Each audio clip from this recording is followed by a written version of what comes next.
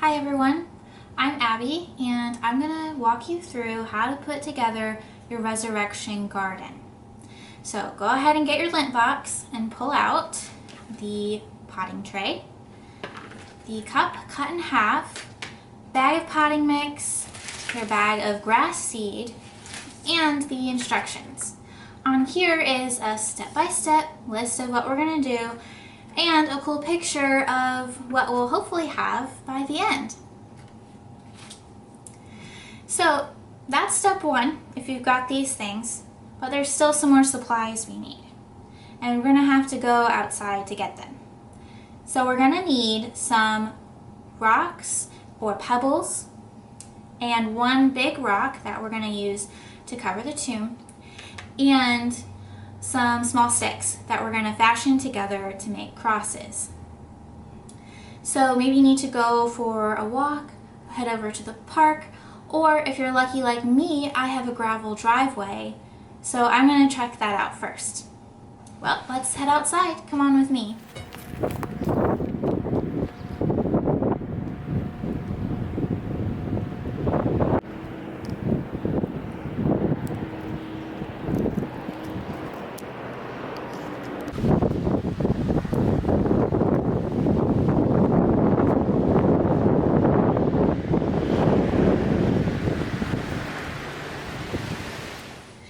Okay, that was fun. I've got my rocks, my one big rock, and some small sticks that I can fashion into crosses. And that's our next step. Step 3, make your crosses from the sticks you got. The instructions suggest using a hot glue gun or craft glue or even some twisty ties. And what I found around my house was some twine that I think will work great, or even some rubber bands you can twist around and get it together. You can be creative and make them however you want. Okay, so these are some sticks.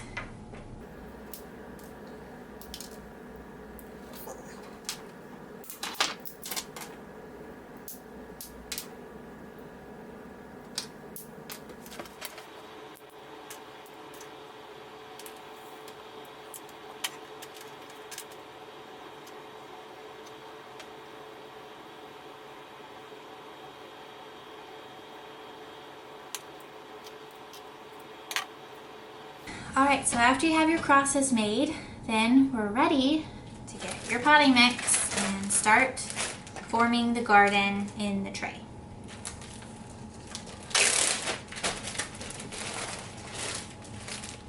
And we're going to put just a layer, like some layer on the bottom, and then we're going to nestle the cup upside down, like cut side down, and that's going to be the dome of the tomb. So we're going to nestle that down and then put more potting mix on top and make it more mound shape.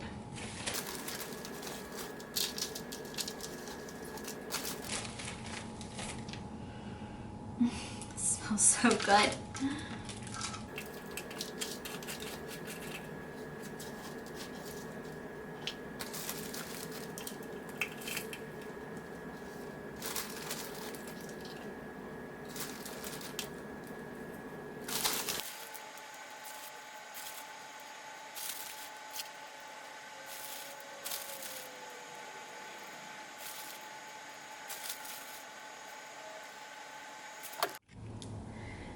Okay, I've got my potting mix kind of mounded up around.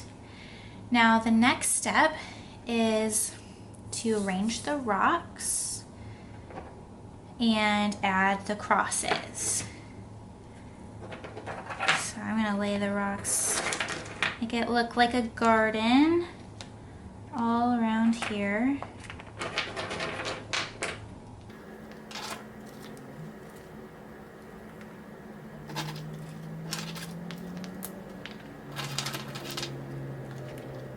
And make it cascade down a little.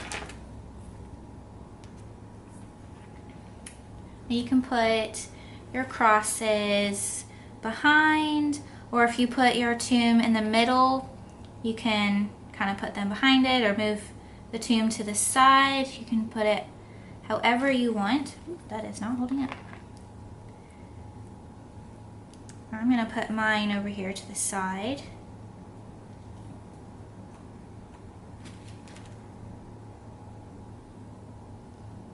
And kind of behind, like that. Okay, I have a little more potting soil I can add to keep the crosses up. Alright, and so my big tomb is going to go like right in front like that until Easter morning, and then I'm going to take it out. Okay, now we're almost done. We've got to put the grass seed on. So I'm just going to sprinkle it on top. Like that. I pat it in just so it doesn't, just so it stays in place. Alright, so I've got a little extra potting mix. You don't have to do this, but I'm going to sprinkle just a little bit on top, just to make sure the grass seed doesn't go anywhere when I water it, but it really does not need to be covered or patted down or anything. You can just tuck it in. Okay, now our last step is to water the potting mix, water the seeds, get it nice and wet. I've got a spray bottle, I think that'll work best, or if you have a cup of water and you're really careful, you can spray or pour the water and soak it really good. You want to keep it wet, keep it moist, and it will take anywhere between 5 to 14 days to germinate. So if it's been a few days and you don't see any change, that's normal, that's okay. One thing to speed the germination process is to keep it in a warm, sunny spot in your house, maybe next to a window or something like that, and keep it moist. There's your garden.